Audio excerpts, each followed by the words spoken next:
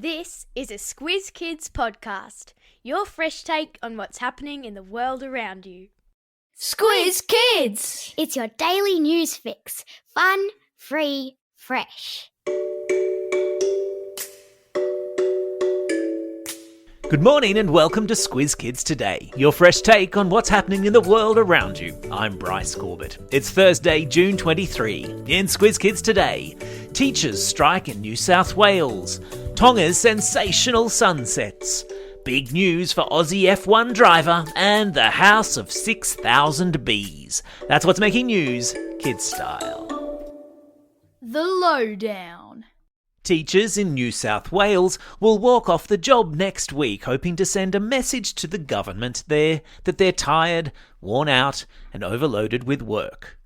For the first time, teachers in both the public school and Catholic school systems will join together in the strike action next Thursday, a sign, they say, of how many teachers are reaching breaking point. What's a strike?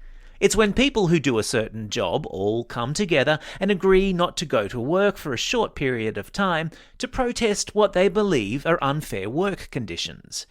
In the case of New South Wales teachers, it's not that they don't like teaching you lot, for the most part they do, but rather, according to their representatives, it's that they don't feel like they're able to do their jobs to the best of their ability because they're overloaded with tasks that aren't strictly related to teaching you stuff. Teachers also say there aren't enough teachers in the system, and those that are there aren't paid properly for the job they do. The strike action is the second in as many months by New South Wales public school teachers, many of whom took to the streets back in May to protest for better conditions. Pure coincidence, I swear, but in this week's Squiz the World episode, Amanda takes us on a virtual visit to Finland, voted the happiest country on earth, where the sun doesn't go down in summer, kids get a free lunch at school, and teachers are given an extra 200 hours a year to prepare lessons for their students. Squiz the World, of course, is one of the 2 weekly podcasts available to all classrooms that are Squiz Kids for School subscribers or parents who sign up to our Apple subscriber specials. Links to free trials of both are in today's episode notes.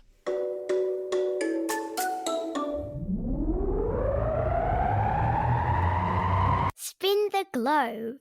Each day we give the world globe a spin and find a news story from wherever it stops. And today we've landed in Tonga, where particles thrown up into the atmosphere by January's volcanic eruption have been causing spectacular sunrises and amazing sunsets here in Australia.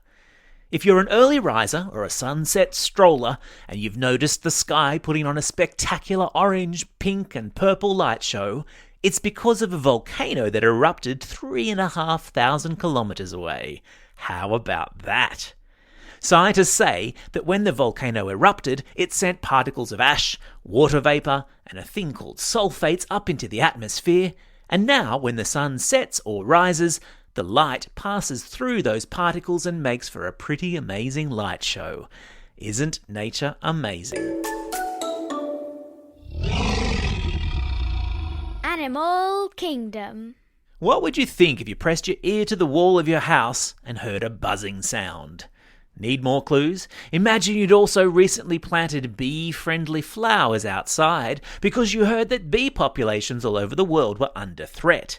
And then imagine that you'd recently discovered 30 bees in a bedroom upstairs. For a couple in Omaha, in the United States, it turned out the buzzing was coming from thousands of bees who'd moved inside the walls of their 100-year-old house. Members of a nearby bee club came to the rescue, cutting a hole in the wall and gently vacuuming out 6,000 bees without hurting them. They took the bees, as well as 3 big pieces of honeycomb, away to a bee farm. And if you think 6,000 bees is a lot, apparently the last homeowners the bee club had helped had 15,000 bees inside their walls. I think I'll stick to getting my honey from the shops, thanks. Sport time. It was a tale of an old hand and a young gun in the Aussie sporting world yesterday, with basketball superstar Lauren Jackson being named in the Opal squad and Formula One up-and-comer Oscar Piastri being tipped to get his first drive in a big race. Jackson retired from basketball years ago after captaining Australia at the Rio Olympics in 2016.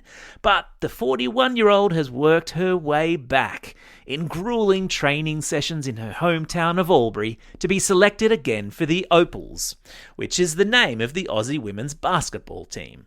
Just in time for September's World Cup in Sydney. Amazing.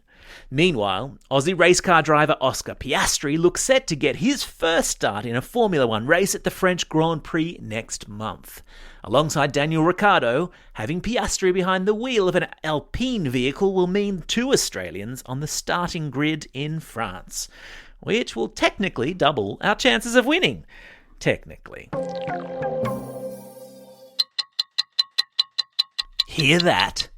That's the clock counting down to the Brisbane 2032 Olympic and Paralympic Games, which, if you can believe it, are only 10 years away. And to celebrate, we're bringing you a super sporty segment from the Australian Olympic Committee. It's Have a Go Month, and today's Olympic sport in the Squiz Kids spotlight is aerial skiing. Now, you might be thinking, but I'm not a skier, that sport's not for me. But did you know that Australia is one of the world's best at aerial skiing, and that a lot of our athletes who've gone on to great things started out in gymnastics, trampolining and diving? Because the skills you need to do flips in the air can be taught without snow or skis. In fact, you can even practice your skills by going off a jump and landing in a pool, like they do at the aerial skiing training facility in Brizzy. Who'd have thought that having a go at Olympic sports like gymnastics, trampolining and diving can not only give you some incredible experiences, but even give you a shot at the Winter Olympics? To discover the right sport for you and to find out more about Have a Go Month, go to haveago.olympics.com.au. Time for the quiz. This is the part of the podcast where you get to test how well you've been listening. Question number 1. How many bees did homeowners in Omaha discover inside their walls? That's right, it was 6,000. Question number 2. What's the name of the Australian women's basketball team? Yeah, that's right, they're the Opals. Question number 3.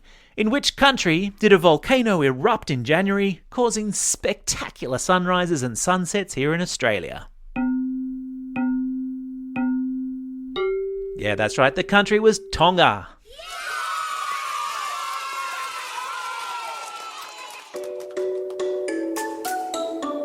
Shout outs.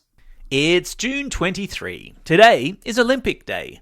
On this day, 128 years ago, the International Olympic Committee was formed, marking the start of the modern Olympic movement and the Summer and Winter Games as we know them. It's also a special day for these Squiz Kids celebrating a birthday today. Olivia from Woongarra, Tammy from Callumvale, Henry from Curtin, Asher from Shenton Park, Ruby from Malanda, Samuel from Carlton, Zion from Capalabar, and Jinx, who's listening all the way over there in Albuquerque, New Mexico, United States. And classroom shout-outs today are going to Class 5JG at Albany Hills State School, Class 5C and Mrs. Rad at Parkton Primary School, Class 6EK and Mrs. Catrice at Parramatta East Public School, Class 5-6H and Miss Newen at Harrington Street Public School, and finally, it's a happy birthday to Mrs. Beatram at St. Peter's Campus in Maitland. Your students humbly request that you don't work them too hard in the gym today. Don't forget, if you've got a birthday coming up and you want a shout-out, or if you're after a classroom shout-out, drop us a line at squizkids@thesquiz.com.au. Well, that's all we have time for. Thanks for listening to Squiz Kids today. We'll be back again tomorrow. In the meantime, get out there and have a most excellent day. Over and out.